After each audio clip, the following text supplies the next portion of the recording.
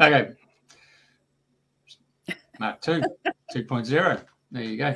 Had to reboot the whole system and get it going again. So my apologies to our existing audience. So without further ado, Michael Gray Griffith and Andrena, you're leading the charge. Right. Well, at least we haven't got an echo now, so that's one blessing. I don't quite know what was going on there and that you weren't getting it, but anyway. So welcome back, Michael Gray Griffiths. Thank you. It's a bit awkward now because we've covered some things. So you are a documenter for Truth, and you travel. Are you traveling mostly around Australia all the time? Yeah. Yeah, because you've got your coach called Florence, I believe. Jeff put after my mum. Yeah. Oh, is it? Yeah. Yeah, my auntie was a Florence as well, and friend the grandparents were Welsh, or one of them was. Yeah. Or her husband, so anyway. My dog's asleep. Yeah, that's it. So, how long have you had that? And I probably had that for about 6 months. All right, is that all? 6 or 7 months. Yeah, but I've been on the road. Before then, I was in a swag, mostly, or in another little truck. Yeah. Right. So obviously people can see you coming. So do you get stopped, flagged down, beeped at, and all sorts of things? And do you get people coming up to you asking to share? They want to share a story. They want to know what you're about, or they're asking you what you're about. Yeah, I do. So I generally turn up in a town. Some of the groups, the friendly groups in the town, might know that I'm coming, and I get a prominent park. I park her up, and then I wait. Sometimes that's Traralgon. Sometimes I put it up in. We put up the Forest of the Fallen, and just let that be, and that attracts people as well. And that's it. I haven't got the whole thing. I've got about 100, and there's thousands of them. So that, I don't know if you know what the Forest of the Fallen is. No, I was going to ask you that. Well, I was touring Tasmania, and we came to Launceston. There was a woman there, a young mum, single mum, and she had A4 pieces of paper with a picture of somebody and their story of their adverse reaction, or if they died. And they were on a bamboo pole stuck in the ground. There was hundreds of them, and they were blowing in the wind. And so I did a story on her because I thought it was really beautiful. And I thought it was really powerful and very gentle. And so I did a story, and I called it The Forest of the Fallen, and that name's caught on now. And now there's hundreds of them. Oh, there's about 100 of them all over Australia, and they're going to America and Canada, so other people are doing them. And yesterday we had a council worker take them down in Mildura, and we filmed him taking them down, and that's just gone uber ballistic. The Daily Mail's done a piece on it, so it's sort of telling the councils, you better to leave us alone. We're not doing any damage. It's better to leave us, because if you take it down and we film you, you're going to go viral. People are telling me they've been calling the council all day, telling them off. So this is a picture of each person's loved one that's passed. Some are actually just injured. Some it's their own personal story, but it's all their own personal stories, and it comes from a website called Jab Injuries Australia. Right. So that's it. Yeah. Yeah, I know I saw something like that, and I can't remember where it was now, but they had, pictures just going along, and I mean, yeah. Well, it's just an acknowledgement, it's a shrine, really, a people's shrine, So when the council worker takes it down, unfortunately doesn't realise to a lot of people he's actually desecrating the shrine. So sacred space that's been put there. Trouble is that they're not in touch with some of the ways or the people now, are they? That, you know, there's still a big divide in the country or in countries. And this is what we sort of touched on earlier, that through all the different things that have happened, there was a huge divide, you know, between families, friends, and all sorts, all walking different paths. And now, you know, a few years later, it's like, we're not meant to be divided. We're all meant to be together and sharing and caring. And we all need to stand together. We all need to share. We all need to talk. We need to be a voice for others. And this is what you're doing. And I'd like to honor and acknowledge what you're doing over there, because giving a voice to so many people now more than ever, and more people are more aware or waking up to, this is not right, what's going on, or, you know, it's like a ripple effect, and things are starting to ripple out now. So people are, I think more people are ready to share what's happened. But I think talking to a lot of people, it's the guilt they're carrying, that they've had to do things that weren't in alignment, or they've had to do them for their jobs, or all these sort of things. But, you know, there's so much heartache out there at the minute for people struggling. So are you finding that you're hearing more and more of stories really of people waking up, or people don't know how to move forward with what they've done? You know, like you spoke about that lady, a lot of people, the guilt they're carrying, and they've done a job that they had to do through no fault of their own, you know, like blackmailed, if you like, really. Yeah, that's correct. Yeah, I interview lots of vaccinated people now, and a lot of vaccinated people talk to me. A lot of them are injured to various degrees, or have been injured.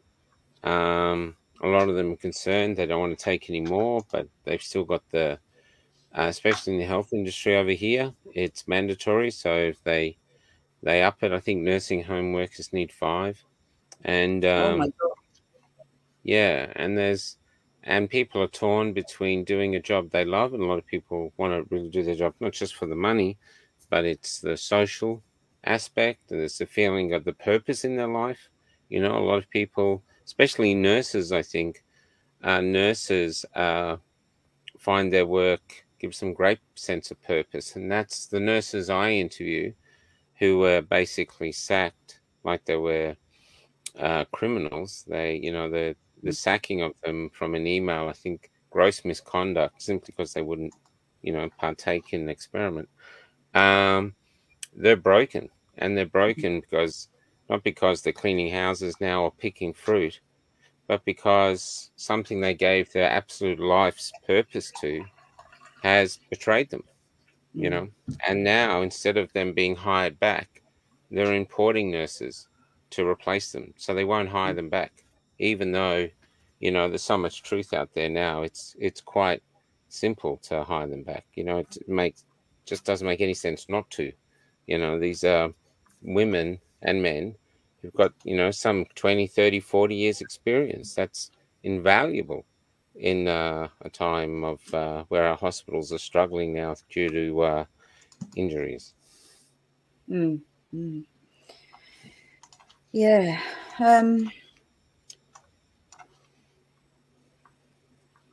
Yeah, so it's like, this is such a heart-wrenching subject, and I know for some, you know, you're touching soul on so many levels, and I didn't realize it over in Oz you still got to have all the jabs. So yeah, for a lot of jobs, not just nursing, the government's washed their hands with it, but the businesses have taken it up. Now some are changing, but there's a lot that aren't. Yeah, that's what I was going to ask. Do you see much changing now of this gradually stopping? No, I see those who decided not to comply are doing menial jobs, so they're being divided and being made into second or even third class citizens, where those who complied fully get the job. So you get employed now, not because of your aptitude, but your level of compliance. And I think it's eroding the fabric of my country and my culture. And I think we're cutting our nose off to spite our face. I don't think nurses are people that just go, I want to do that. I think they're gifts. These are people who want to care for us, and they want to care for us more than they care about money. And if you get a good nurse, you should treat them with kid gloves. And we violated them, and we don't need to owe them a huge apology and hire them back. And it's not just that; it's nursing home workers, disability carers, doctors. Although I think doctors had more power than the rest. Radiographers. Funeral directors. I've met funeral directors driving around the country, unable to do their job, wondering what to do with their lives. Just, yeah, amazing. And while getting calls from the government, can you please come back and open up your business because we've got more bodies than we can deal with? But they can't because they won't comply. So it's Australia has lost the plot, is a great Australian saying. And yeah, socially, morally, it's lost the plot. I remember a friend of mine, we took a mobile home and we went out to a place called Nanda Gully, population of 9 out in the, went there for the pig racing. So all of a sudden you get 2,000 people turn up, and and the festivities are fantastic. It was really welcome back to the 1950s where people talk to each other. And it was a great social event. And we chose to drive south across the New South Wales border, and we stopped at a little town, Mungdanoi, and to get the petrol. And it was there we were talking to a truck driver, and just happened to ask him, well, how did you go with the lockdowns and so forth? Oh, yeah. We had to take a jab in order to keep the job, but then we got to a point, something happened in our district, and we all looked at each other and realised no more. And they realised they needed us truck drivers to get the toilet paper across the border, along with all the grocery supplies. And so I said, all right. And may I ask, what was the match that lit the fire that stopped you guys from taking any more? He said, oh, we had 3 young ladies here in our district. Never before have we seen 3 of these young ladies give birth to stillborn children. And all had the jab. We said, oh, my God. So that was in the country community. So that's just me. Just happened to be talking randomly to a complete stranger. So I can understand what I just went through, but for you, traveling around Australia, you're hearing stories left, right, and centre. To me, the biggest thing that's coming out now, it seems to be mental health. Oh, absolutely. Everywhere, people really struggling. And what happened in Australia is one of the greatest crimes was Koshi, when he came out and said, what are you going to do with your unvaccinated family members this Christmas? Now, in Australia, I don't know about in the UK, Andrea, but in Australia, Christmas Day is revered as a day of love. And most families, not all, but most families, even if they don't like each other, grit their teeth, come together, try stick it out for a few hours, and then go away and go, thank God we only do that once a year. But they still do it because of love. But Koshi allowed you now to use fear to not have to do that. And so fear defeated love. And the people who were ostracized from Christmas, it still tears them up when they talk, that the family said you can't come. Grandmothers not allowing grandkids to come, or the other way around, grandchildren not allowing grandparents to come. And it's something really broke the heart. And then following that was Anzac Day, did it again. This one was a bit different, I think, but the previous ones. But Christmas was it. And then it's been going on like that, funerals and weddings where people couldn't come. And they've really got their dividers right into the family unit and done huge damage. And love is the only way back. I'm with you. Forgiveness and love is the only way back. We all need each other. So sometimes with my interviews, what's really great is if people do talk like that, after I put them up, people actually reach out to them again. So there's some bridges being rebuilt once their relatives can see it. Not all the time, of course, but sometimes. So that's good. But it's about building community, isn't it? Yes, that's correct. I mean, or rebuilding community. Well, rebuild, yeah. I remember I'm going back into the late 70s, I think the population of Australia was 7 million, and now we're at 24 million. And you've got to say that wasn't from procreation. That's generally people from overseas have just flooded into Australia. The consequence of that is that I remember going to school through all my school years, and you build personal networks through school and then through sport, and your mum and dad who weren't born in that suburb but came to that suburb because it was a cheap form of housing or it was close to the job, so forth. It was through us kids that they ended up meeting other adults and starting to build those bridges. And the other thing about community in those days was you only got a bitumen road if you're lucky, and then what actually happened is that developers came along and built the houses and they gave you a Hills Hoist, clothesline, but you got your neighbours and all your family members to come and put concrete down for the paths and a driveway. And I mean, how many mothers, young wives, I should say, had sheets hanging up in the windows until such time as the income came in and get themselves some drapes, and then to get the lino on the floor, and but you can see what happened. That's how we got our community, and so it seems to me like that's how we have to progress right this very moment, is to build that community, and perhaps in parallel to what's the existing infrastructure that's out there now, and get groups that come together that, okay, what resources and what knowledge do you share and bring to the table that we can then work together. And I think that's the way forward in this situation. Yeah, I call it, I've been telling people when I go around that whatever is happening, whoever's behind it, they have an agenda, they have a plan. And I don't think all of us are in the plan, but it's like taking us somewhere that we don't want to go. So we have to go in another direction. And I say to people now, even though you're suffering now, you actually could be one of the most important generations in our country's history, because you could be the architects of the new Australia. It's, even if you don't get to see it because the battle is that long, you'll be setting people in the direction of where we want to get to, with some really core fundamental freedoms that we never surrender again.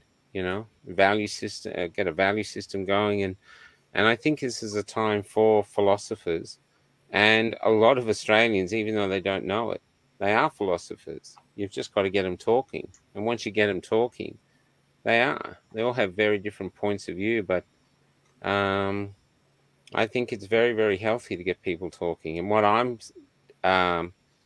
dismayed about is the more I travel, the quieter it gets. People are really terrified to speak now. They'll speak to me personally, but they won't have anything recorded, not even in audio. They're really frightened of the repercussions, and so they're defaulting to silence. But unfortunately, that's the trap.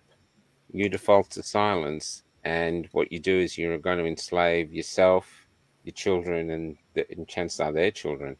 Now is really the time to stand up and say, no, we don't want this, and so and articulate what we do want. So now is the time for Australians to rise and be the generation that the next generation will build shrines to commemorate fabulous victory that we wrought.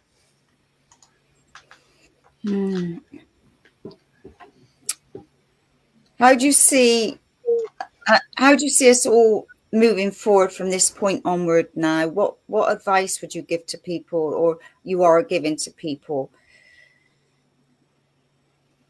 The advice I'd give to the people on our side, whether you're vaccinated or not, that doesn't matter anymore.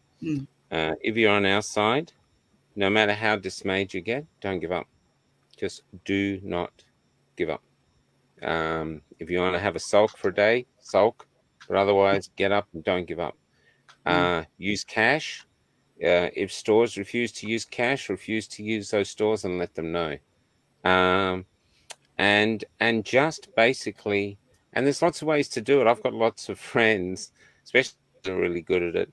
They start a conversation and they go things like, "Oh, I've just had a friend. I can't believe it. She's got myocarditis. Can you believe that?" And then suddenly that gets other people talking.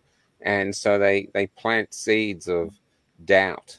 And I think that's definitely the way. I also think it's a time to look deep into yourself, because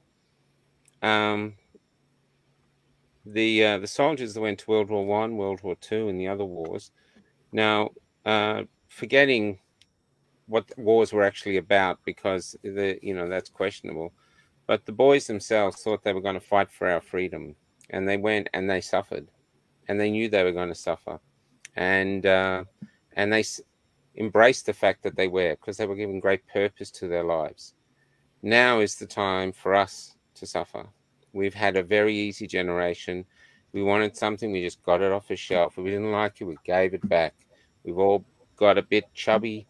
We've all got a bit mind-numbing on the stupid shows that we think. We've all felt a bit lost because we've actually wondered, what's the purpose of our lives?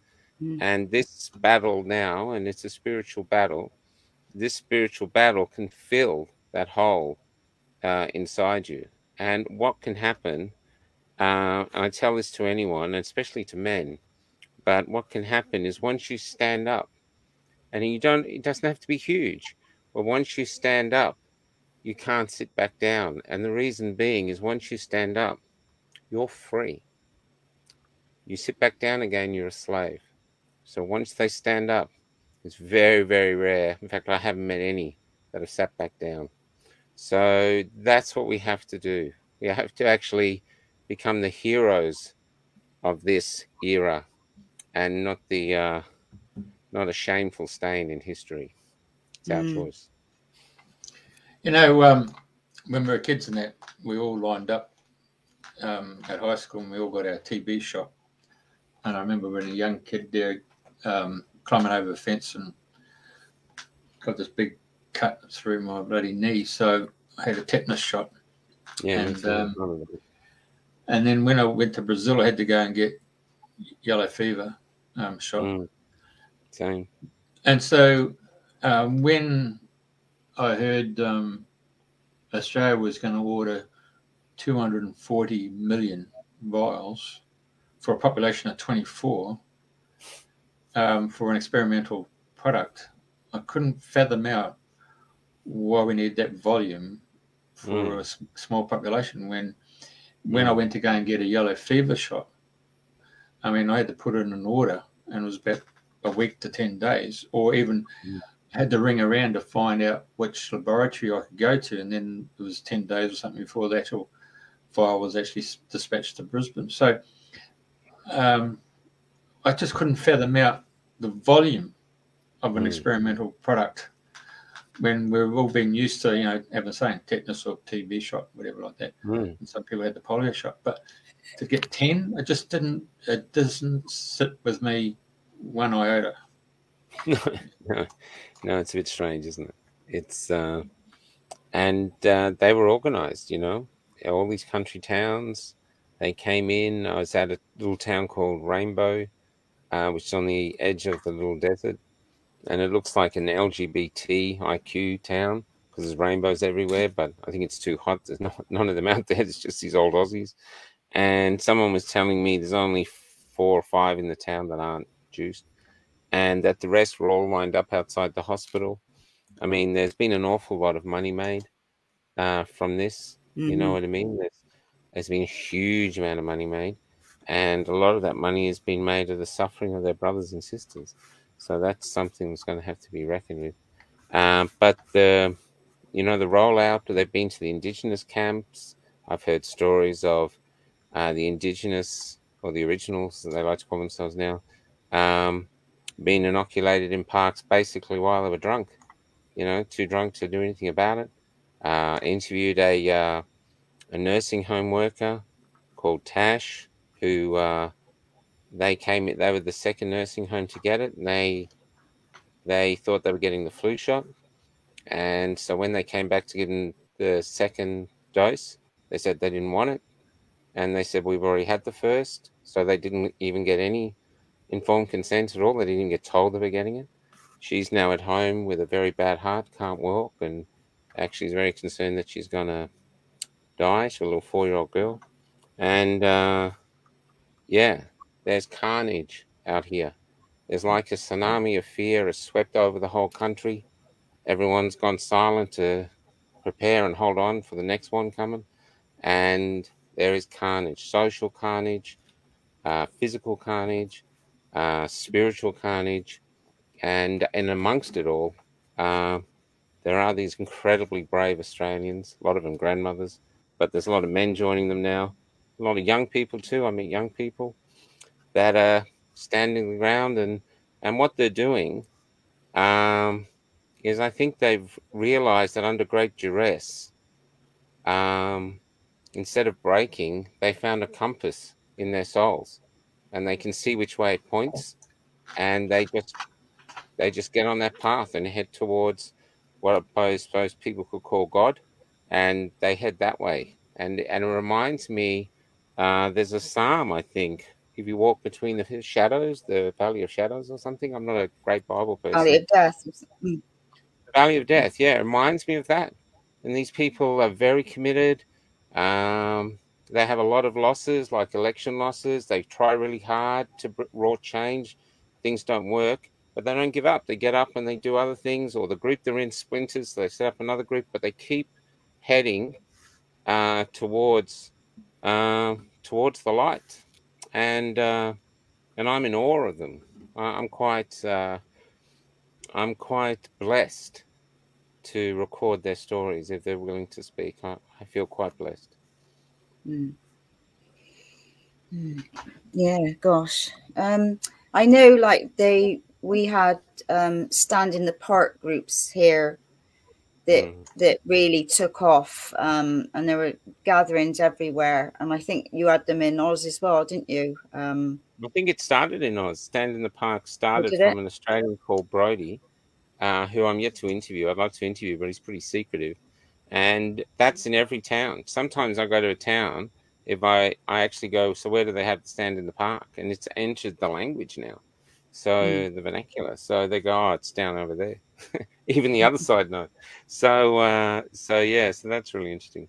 And it's a very beautiful, powerful, simple way to protest, you know. Yeah. And I mean, and if people like are on the edge, don't know what to do, I mean, if they just find their, because yours on Sunday, I mean, ours was on Sunday mornings at 10 o'clock. Yeah, that's right. That's correct. And yeah, you know, if people still head to those parks and just, you know, people welcome you, and it doesn't, you know, you're complete strangers, but next minute you're talking and you're all sharing, you know, it's bringing back coming together, and that's so important more than ever. Well, it's a really cathartic process, isn't it? Because if you go down and meet like-minded people who have gone through the same, well, you're walking in the same moccasins as them. It's almost like the old days of going to mass and then asking to go and have some confessions with the priest.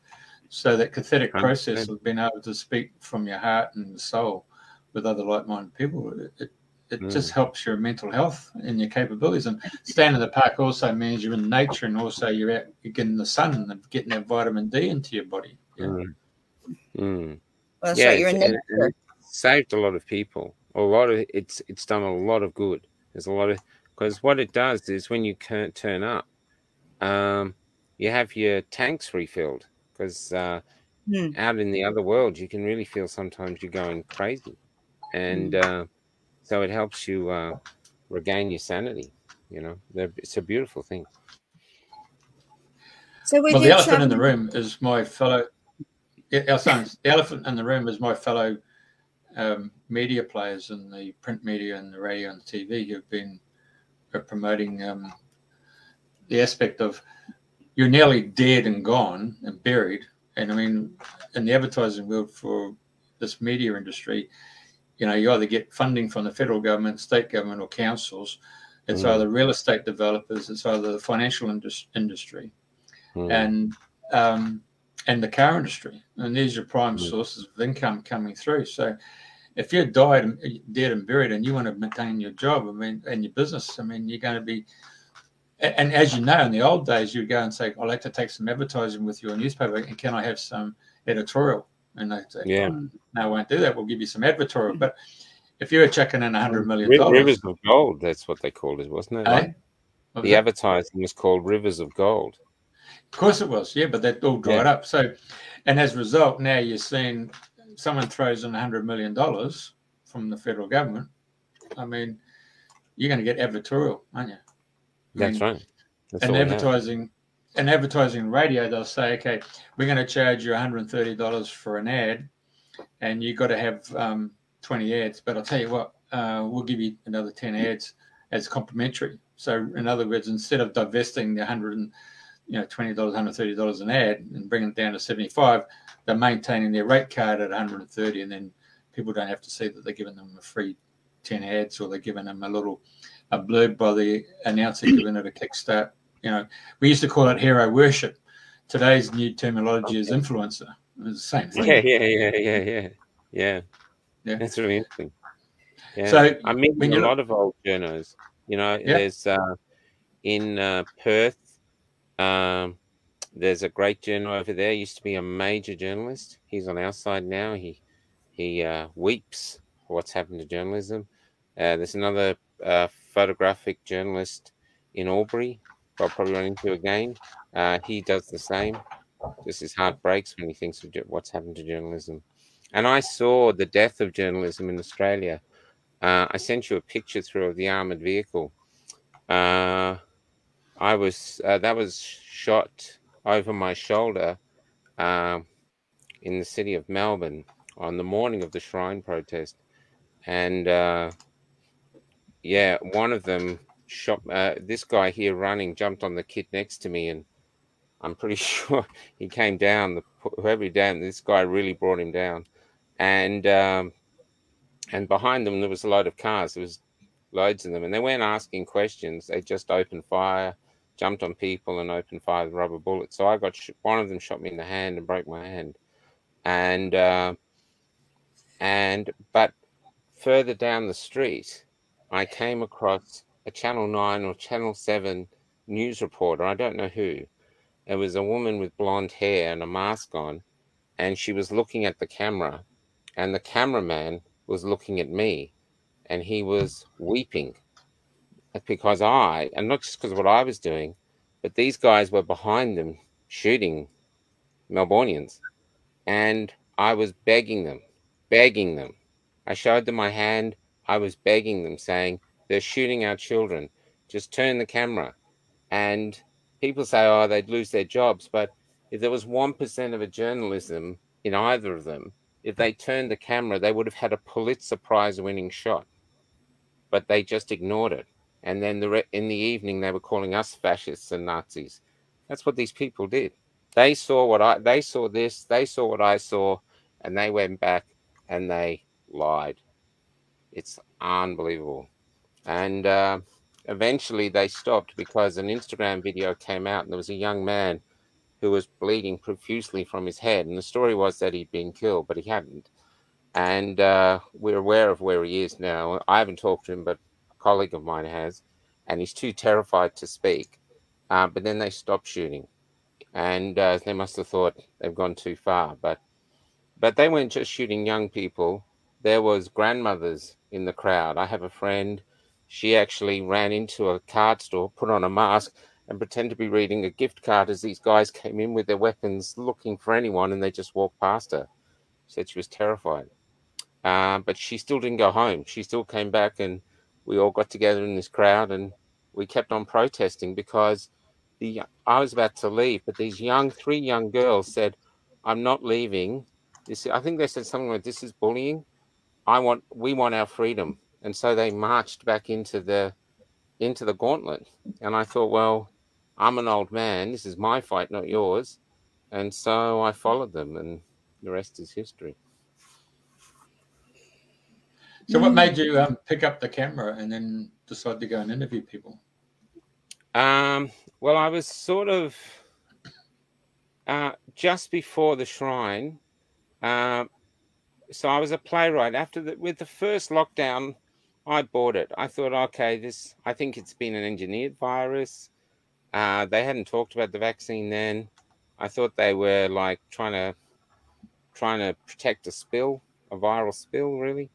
And so my playwriting stopped because every theatre in the world was shut down. So I wrote my first novel, and the four of us, my kids and my partner, we were living above a shop, and we just hunkered down like everybody else. It was an experience. It was actually quite exciting initially because you thought, well, I've never been through this, Are we going to die everywhere? But then, I mean, it was 200 and something days. I mean, it just went insane, and it very quickly became clear that it was there was BS. And then when the lockdown opened again, the theatres opened, and we were allowed to go back. And we actually did a short tour of one of my plays called The Magnolia Tree.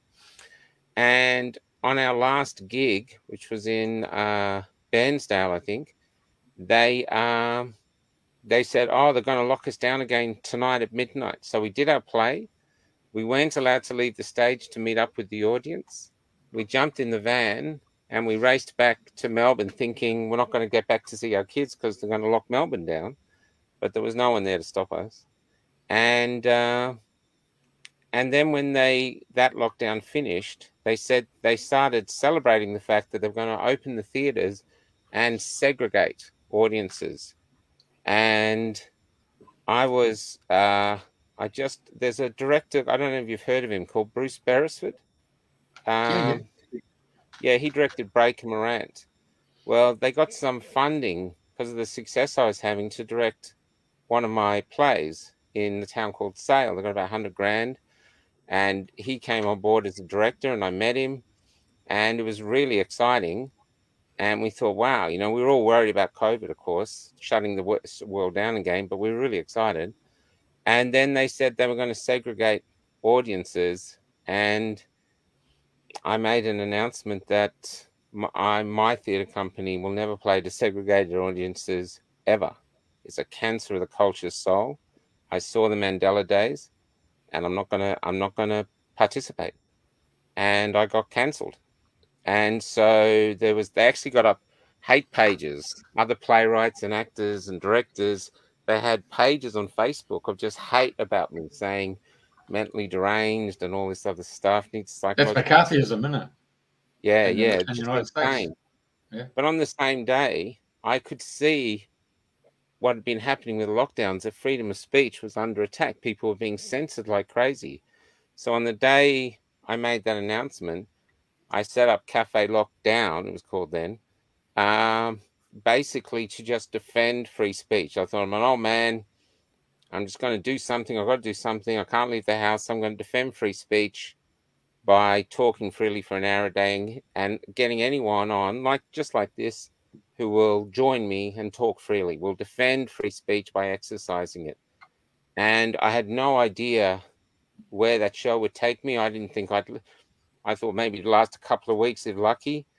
But instead, it's basically, I have a saying that beyond my dreams lay a destiny. Who knew?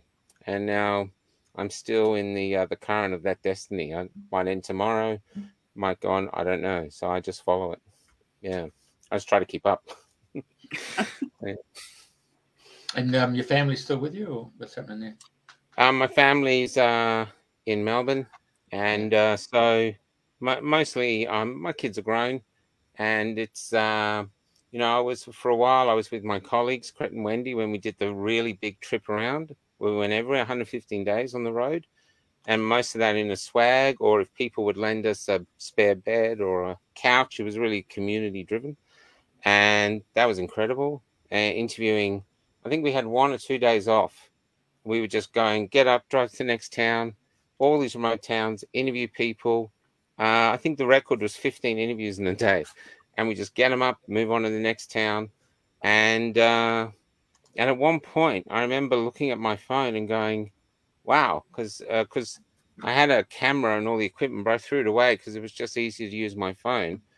And at one point, our Facebook page, before they shadow banned it, was reaching 5.6 million people a month.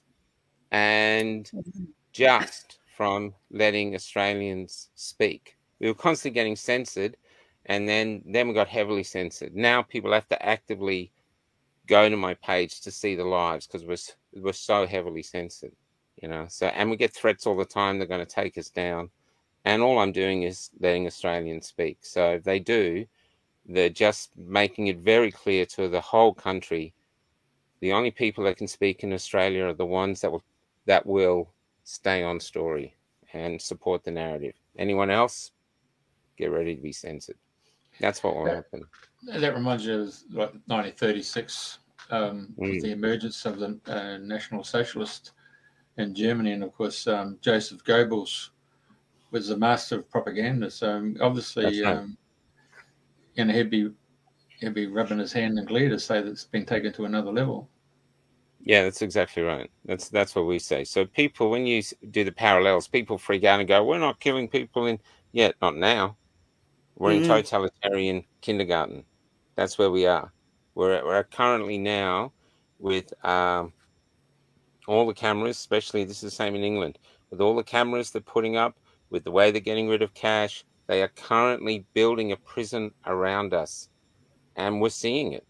And we're not doing anything hoping it'll stop or it'll go away, and it won't. They're actually building our prison. 15-minute cities, this is what they're doing. They're doing it right now while we watch, and then some other idiots support going, "Oh, I'm going to save the planet." But what they're really doing is getting ready to enslave future generations of people.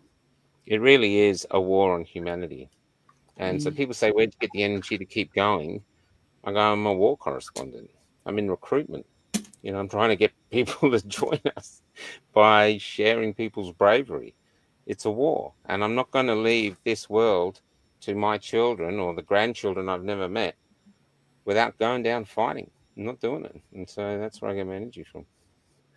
Now, I want to talk about my fellow brothers and sisters in the media industry. When we got another name for them. Well, they're going to be watching the show. I mean, they're going to pick up some pointers there, and so okay, well, there's someone illustrating what's going on. The point I was going to make there is that how come they gave so much airtime to a bunch of Indigenous people at the old Parliament House who took the time to burn down the front door, and yet, contrary to that, 1 million Australians just mobilised without any major drum being beat by mainstream media and descended on Canberra and turned up in Canberra. Over 1 million Australians. Why wasn't that on the front page of our TV stations, newspapers, and all that stuff? That's I can't fathom out why my fellow brothers and sisters in the media industry never took on board 1 million Australians of all different ages and all different ethnicity who've come from and seen things over there. Krishna over there, and I think how you pronounce his name, from Romania. And we've seen all these different dictators in Chile and the guys in bloody Cambodia. I mean, these people have been genuine refugees who come to Australia and seen what's going on, and we're standing side by side. They know it. One of the, before I talk about ethic, one of the most profound moments was the real goal was that they'd locked the WA border, and my mother's in WA, and so that was one reason to go see her, because basically they were making it look like I'd never go see her because I'm not unjabbed. And two, I thoroughly believed that it was a bad law and bad laws need to be challenged. So the first big tour called the Deplorables, where the first goal of that was to get across the border during the day, you know, and actually get it in. And when we were at Nullarbor Roadhouse, which is the last roadhouse before the border, and so the border's in the middle of nowhere near a place called Eucla, a border town, and we were at this roadhouse that was very quiet because nowhere near the amount of tourists that are usually there. So you're really in like an outback, you know, you're on the fringe, on the edge of the bush, and there's no trees, there's nothing. It's really a wasteland. And I remember saying to my colleagues, we could be the only unvaccinated people out here for thousands. You know, all these other people are all, because can't be here. And at the last town, Sejuna, which was well over 1,000 kilometers behind us, there was all these refugees from WA who couldn't get back. And so they were trying to live in caravan parks. They were trying to make lives in this Sejuna. So the border is, if you go to the edge of that dark yellow, there's, that's there, yeah. There, around about there, yeah. So that's the border. And when we came back to the truck, there was this man in his 30s. He was unshaven. He was it was cold, so he was in an overcoat, and he was living in his van. And he'd come from Perth, and he wanted to know whether he could get across the South Australian border, because he wanted to visit his parents in Queensland who were unjabbed. And then he finally admitted that he was unjabbed, and they were Hungarians, and they'd left Hungary while the USSR was in charge, so they'd escaped communism, perilous journey to get to Australia so that they could give this son, freedom. And here he was in Australia, a refugee himself, unsure whether he could cross borders. It was prophetic. And so the people from former communist countries or totalitarian countries, they know exactly what's going on. They see it. Camp Epic, I was there from the start, really, very early on. I just had to go, and most people I interviewed said they had to come. The police commissioner of the Australian Federal Police said there was only 10,000 there, but in actual fact, I think it'll always be debated. There's definitely close to 1 million, somewhere between 500,000 and 1 million, or maybe over 1 million. I'd never seen so many people, and they came from all over Australia on their own volition. They brought camping gear. They even came from islands like Norfolk Island and Tasmania. They did all these things to get here. And the Friday, I think February the 12th, was where they were turning up en masse. They'd been turning up on Thursday, but Friday, this little this camping ground, this showgrounds, had a traffic jam 4 hours long from morning till night, right past midnight. And people would wait 4 hours to come in, and all the way in, they'd be cheered. It was a whole day where the whole day, everyone was cheering all day for everyone that turned up. And no one wore a mask, and we all hugged each other. And it was, I believe, it was a gathering of people who'd come for the birth of the freedom movement. I believe it was a spiritual event, and everyone who was there, most people agree that it was an absolute spiritual event. And what was happening was, I noticed that there was no journalists. There wasn't even any streamers like indie journalists, and this was a historical event. So I got, on the day before, I got my little camera, and as soon as you came in, I stuck my camera in your face on a Facebook Live and said, "Where are you from? You know, and what's your name, where you're from?" And thousands of people were watching this. And I think that motivated other people to come, because they saw, wow, look, this is something great. So, and it was one of the most extraordinary days of my life. And then I realized, as the camp filled, that the mainstream media was ignoring us. The politicians were ignoring us. The majority of Australia had no idea, because those two weren't letting them know. And I realized, who are these people? Who are these people that have come from all over? There's no way that many people would come all that way on their own volition to get the booster. No way, no how, ever. They came for freedom. I had a saying on the day there, because I'm a playwright, I said, once in your life, if you're lucky, if you're incredibly lucky, once in your life, an event like this will happen. And if you're extraordinarily lucky, you'll be there.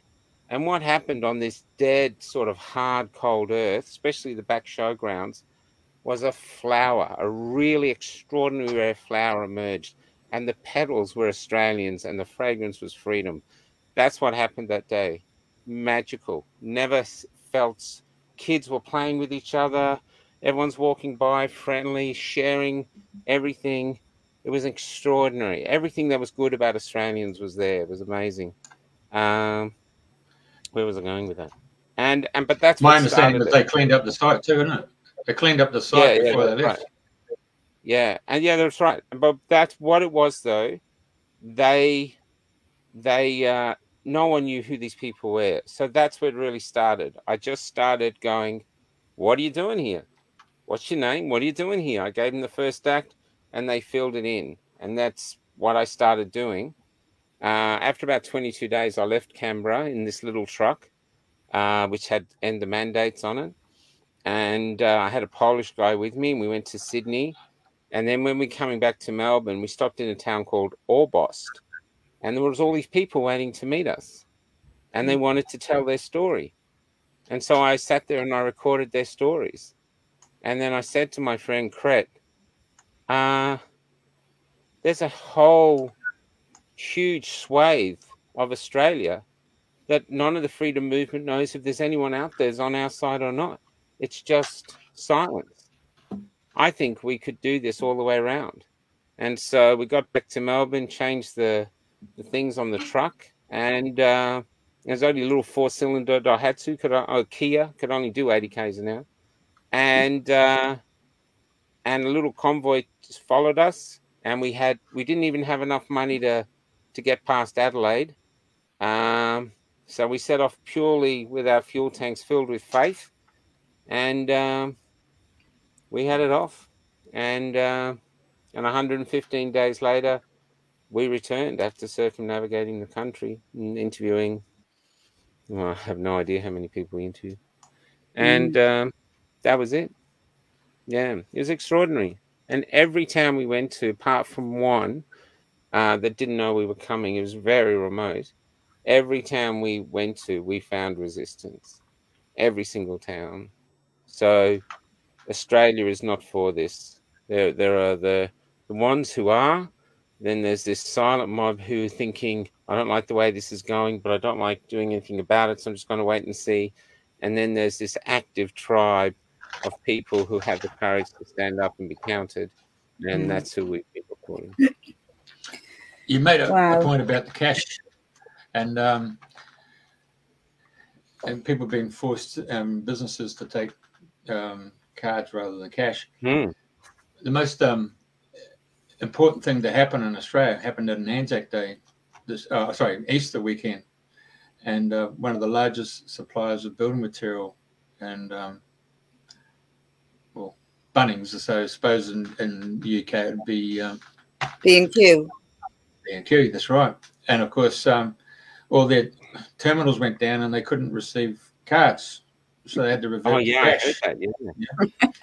Yeah. So, but then for people who travel out bush, I've always told people when they've rung us up for the international shipping and the trade and the radio type of thing, I said, if you're traveling around in your vehicles, make sure you got cash, because you're going to go into the country communities where there's usually blackouts, and they have to use the old hand-fashioned pump to pump up the fuel, and they can only take cash. So, and they prefer cash. Cash is still I only use cash. Out here, cash is very popular. And I'm still seeing a lot of people using it. I see a lot of people doing cards too. And I don't mind if you do cards, but we need to keep cash. They want it gone. And yeah. I have seen something recently. It's occurred to me when I've been with people and they've gone to an ATM machine, particularly on the Sunshine Coast. And the particular bank is the National Australia Bank, NAB. And I couldn't believe that they've closed a couple of their branches down on the Sunshine Coast, and it didn't, their ATM machines. Then I come back into my local area and I find my NAB's just closed their branch and their bloody ATM machine. And I'm thinking, well, what's going on with one of the largest 4 banks in Australia for them to go and do all that? Yeah, and that's everywhere. Everyone's talking about it out here in the country. You're trying to find an ATM, good luck, you know. they're closing all the banks, or the banks don't dispense cash. So I don't know what else they're going to do. And that's happening. There's JB Hi-Fi in Mildura, won't take cash. And I think that's something people in Mildura can protest about to stop them. So obviously the big corporations are trialing going cashless in these towns to see if the people will do it. And if they do, they'll bring it to the cities. And there you go, you know. And my only fear with that is I just think you're giving them great power. If we've got digital money, they have great power. I wouldn't be able to do what I'm doing. They'd just shut us down. We wouldn't be able to get fuel. So that's how they'll do it, you know, and they'll justify it. They're already calling us, I mean, they call us domestic terrorists over here. So I love interviewing grandmothers, because we have so many powerful grandmothers in our movement. And I go, you know, did you ever think you'd end up reaching your 80s, your 70s, your 80s, even your 90s, and be a domestic terrorist? And they go, I am a domestic terrorist. You know, they embrace it. But they're using it to try frighten people. They're weaponizing the language. It's like the system is becoming brutal. The people are still good within it, majority, but the system is becoming brutal. And it must be rallied against. It has to be. We cannot live like this. We're human beings. We need each other. We're a social animal. AI and all these other things should be there to enhance our lives, not incarcerate us. I know. I'd like shush a minute. Before I lose my thread. But going back to Canberra, it was like a huge soul calling for people, wasn't it? They didn't know what the soul called them.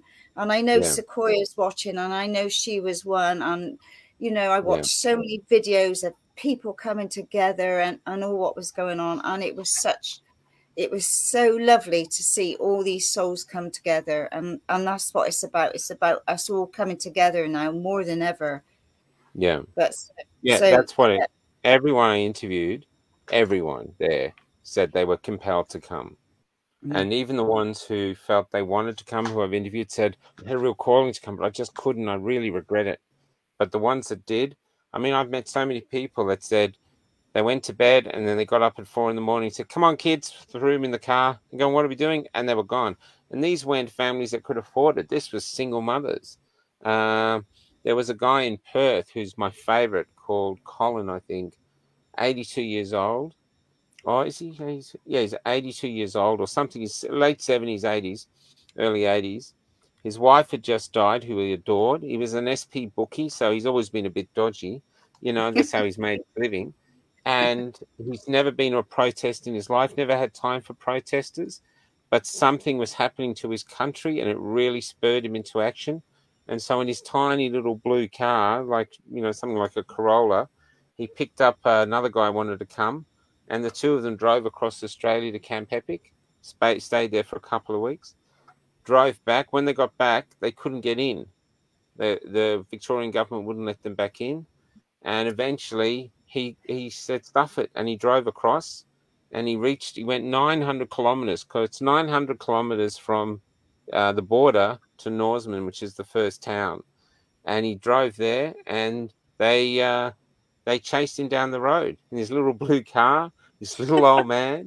The cops chased him. It was like 6 police cars to arrest terrible domestic terrorist, which is just basically a grieving old man who was grieving for the loss of his life and the loss of his country. And now they've created this monster of a freedom fighter. He's so articulate. He talks to the cops. He doesn't hit them, but he just goes, what are you doing? You know, he just really bangs on in their conscience. I've seen him, he's been arrested. He's had his hands. They've heard him when they've arrested him. He's a real hero. What he should have done in the era that I grew up in, they would have made a film about him, probably stuck Jack Thompson or Sam Neill, and made this wicked road movie that was just, when we'd all celebrate it as like the movie of the decade, this great movie of this man. But instead, he's vilified and domestic terrorist. And in WA now, they have laws that are even more draconian than Victoria's. Now, I want to talk about those. In their laws, they have the right, if they decide that you're a danger to society for just doing what he's doing, they can come to his house, seize everything he owns, don't need a warrant. He's not allowed a lawyer. They can take him somewhere of their choosing and inoculate him whatever they feel they want to inoculate him with against his will. So if you're a freedom fighter in WA now, and I have several friends who are, they are the bravest at the moment because they're really living under the threat of losing all their rights. In Victoria, we fought the bill before Epic called Kill the Bill, or maybe it was after Epic, I can't remember. And it was called Kill the Bill. And Dan Andrews brought in changes. He actually got rid of habeas corpus. So the first time since the Magna Carta anywhere in the free society. So he now can decide, okay, that Michael is a threat. I get thrown into a camp. I can be there for 2 years. This is in the law. This is law. The politicians passed it.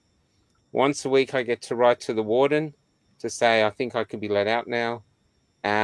If he likes my letter, he can send it to the show officer or the health department or someone in the government, and then they might let me go. If after 2 years they decide that I'm innocent and I never did anything and they let me out, I have to pay for my incarceration, even if I'm innocent, and I have no right to sue the government. That's the laws they brought in. I had Romanian lawyers who'd been Romanians, lawyers who'd been the Jewish lawyers who were the ancestors of Auschwitz parents, and they were horrified and fighting along with us. We had people praying in the streets trying to stop this law coming in. There was, I think at one point, there was somewhere between 500 and 700,000 Melbournians, or not Melbournians, Victorians. They all came from the country towns saying no to this law, and they just let it in. They just let it in. Extraordinary. Australia's gone. Australia is gone. It's just a worn poster now of who we used to be. But the days of Paul Hogan's throw a shrimp on the barbie, well, you might as well add throw a shrimp on the barbie and your neighbour under a bus. Australia is gone. There's one town I went to, I can't remember the name of it. It's an Indigenous name, tiny little town. It's only got 1,200 full-time residents. During the lockdown, the one police officer was getting up to 200 calls a day from people in that town dobbing other people in. Really? That's where we've come as a country. Yeah. And the thing is, if somebody's house is on fire or something, you call your neighbours for help, don't you? That's right. You know? That's right. I met a hairdresser there in this town. Actually, I won't say the town because I don't want to get her in trouble. I interviewed her. And what she used to do was she lost her business. And she had a mortgage and she had to survive. So she used to sneak locals into her house because you couldn't get your hair cut. Sneak locals into her house to get a haircut. And if any of the neighbours called the police, if the police came around, she'd hide these locals in her wardrobe. So the police would come in, check the place out. And this poor schmuck is in a wardrobe with the scarf, with this thing around his neck, waiting to get his haircut, terrified that he's going to get arrested and a massive fine. I mean, it's madness.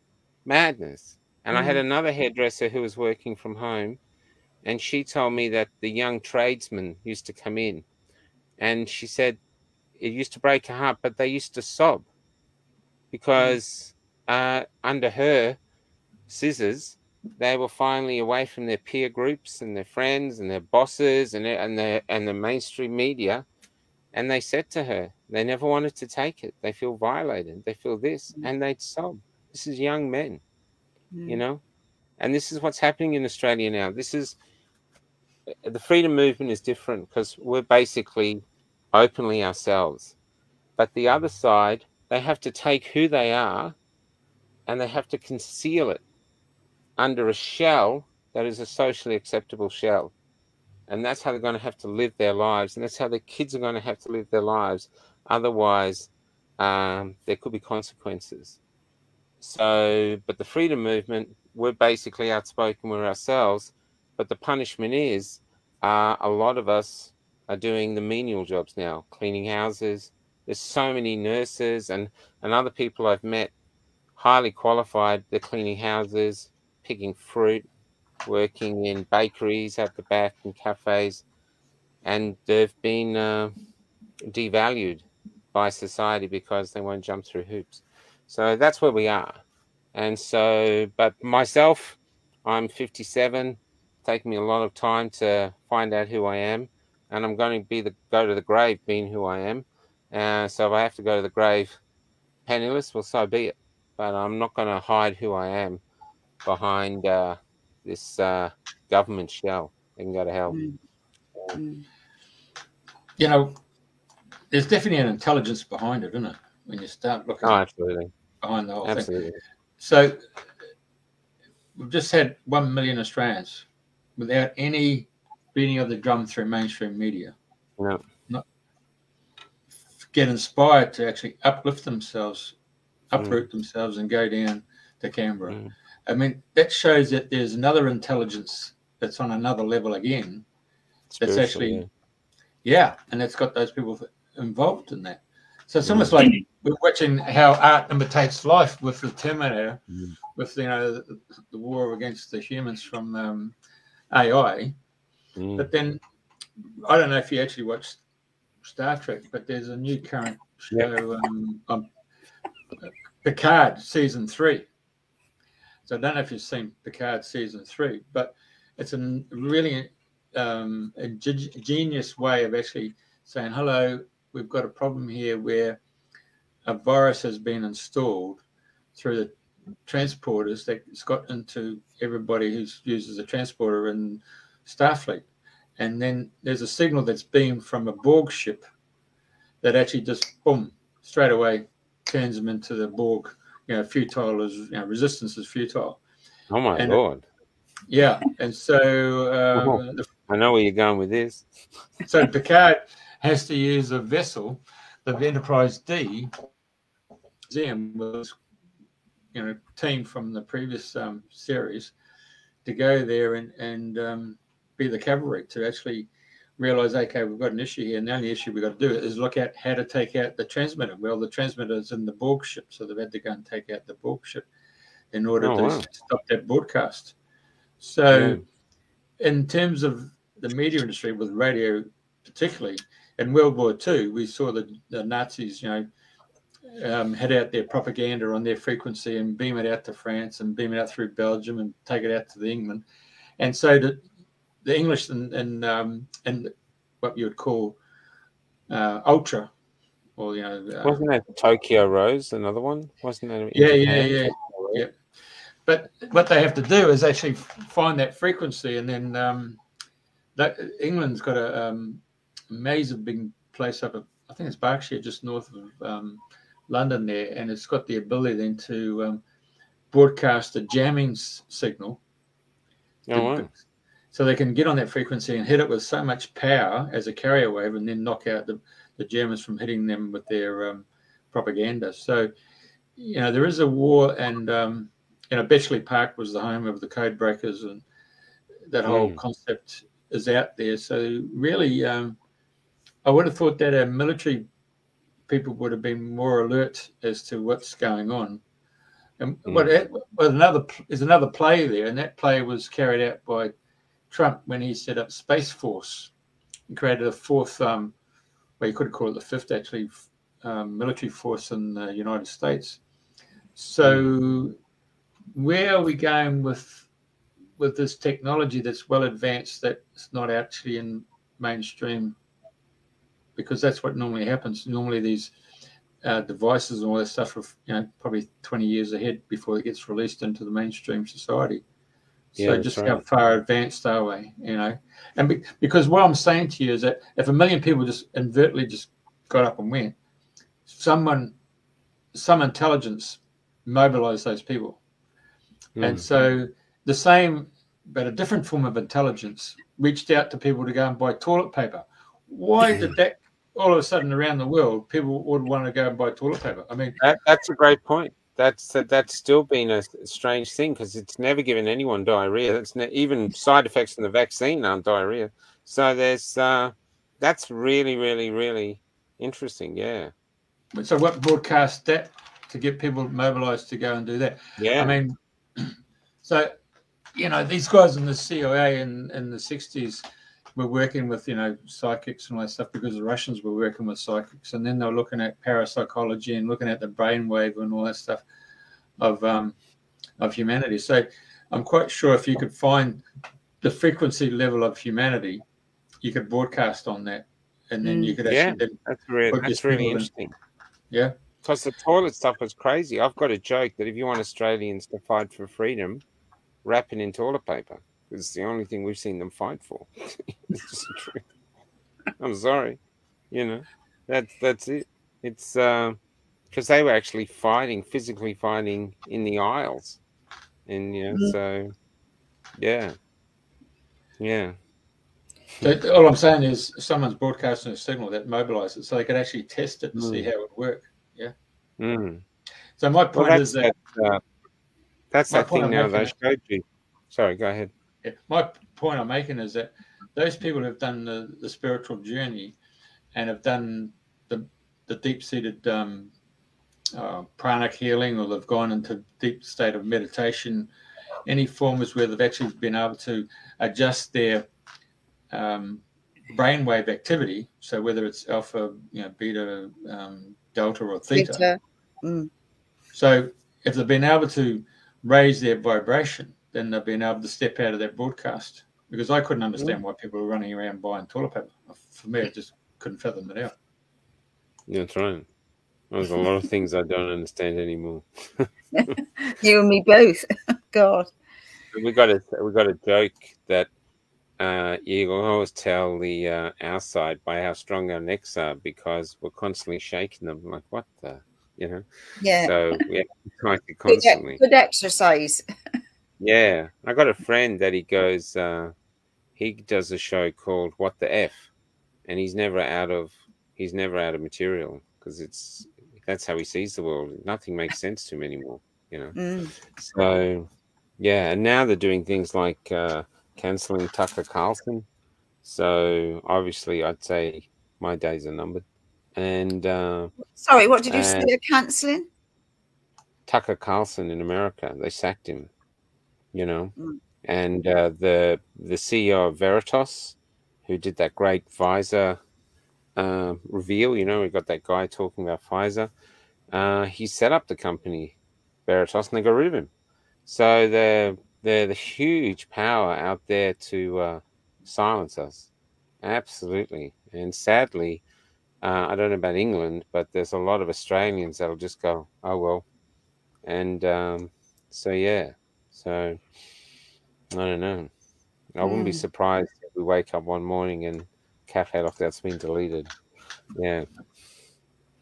Well, you're doing a fantastic job. I really honour what you're doing because it's not easy to listen to all those stories, but obviously it's just so needed. It's so important. So I tell everybody to follow your journey and to support you and help you, and we'll share this far and wide. Thank you. Yeah, really honour what you're doing. Thank you. You're welcome. Thank you very much. I'm hoping that my fellow brothers and sisters in the media industry pick up the story and realise that there is a story here, and they could go down the rabbit hole. And they've obviously taken the blue pill rather than the red pill, but there's a choice. I've got a few journalists that are trying to do stories, but they keep getting their editors say no. So I've got a few who talk to me regularly, and they're very frustrated because their editors just go, no, they can't. They're not allowed to portray our side favorably, which is, you know, it's like getting an editor in pre-war Germany to do a good story on Jews. Ain't gonna happen. And so, you know, and that's us. Andrena, you got something? Well, no, I mean, I just can't thank you enough for taking your time to share your story and what you're doing and the difference that you're making. Yeah, it's just amazing. So one thing I would like to ask is, obviously on your traveling, have you got your compass set? You're going to go across this way, or do you just wake up and think, today I'm guided or feeling to go this way, or how's your journey led? I do this trip. I have sort of an itinerary I'm trying to stay to. So it's Echuca tomorrow, and then Bendigo and Ballarat and Geelong, and then back to Melbourne. But I personally, if I get a story and I'm close to it, I'll go there to get the story in person rather than Zoom.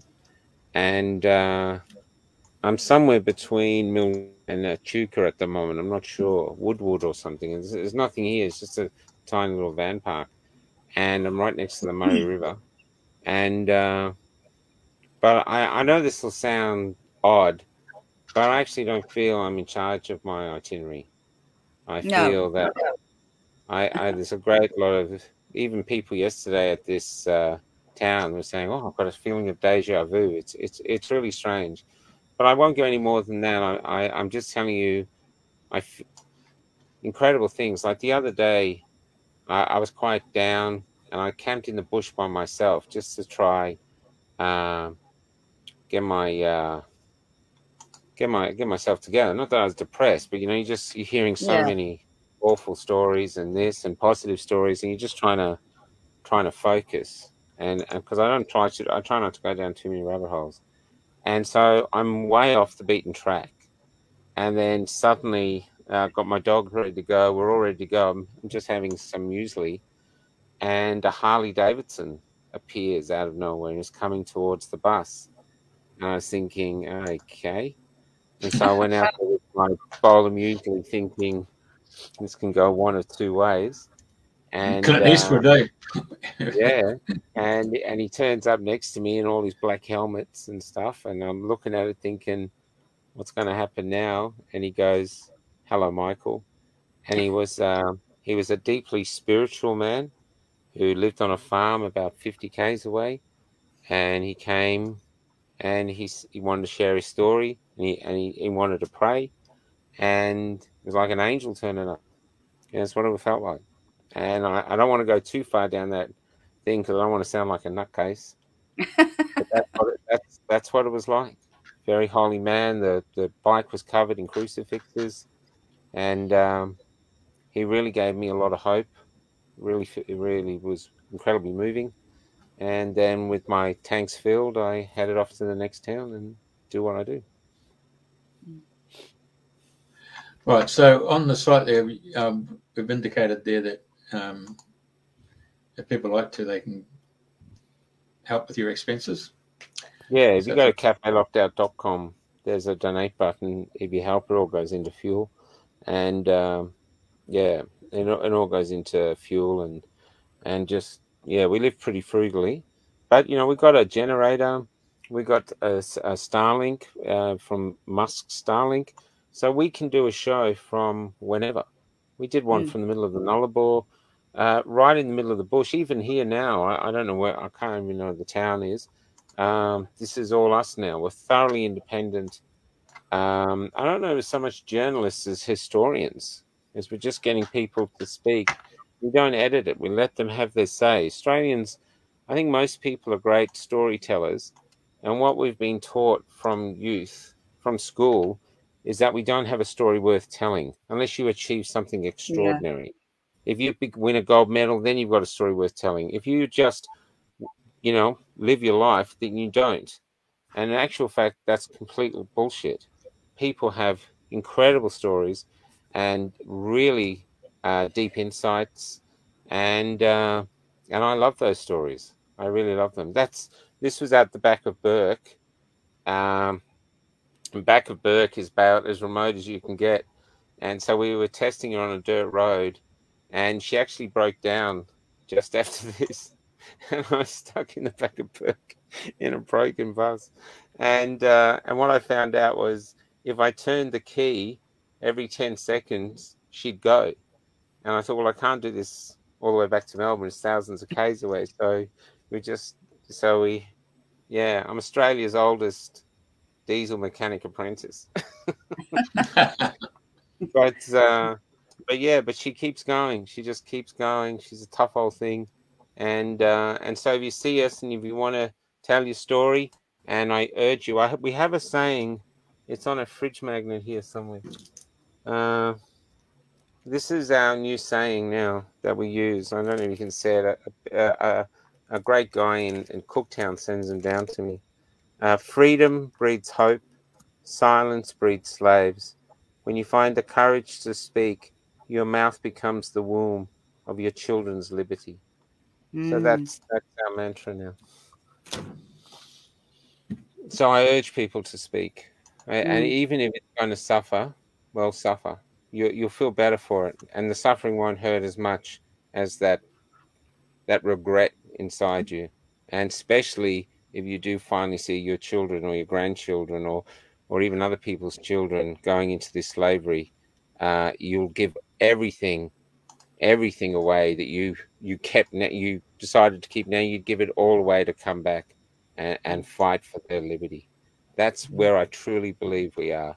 We can't get a social credit card system. We've got to keep cash. We've got to be a free country where we're allowed to speak freely.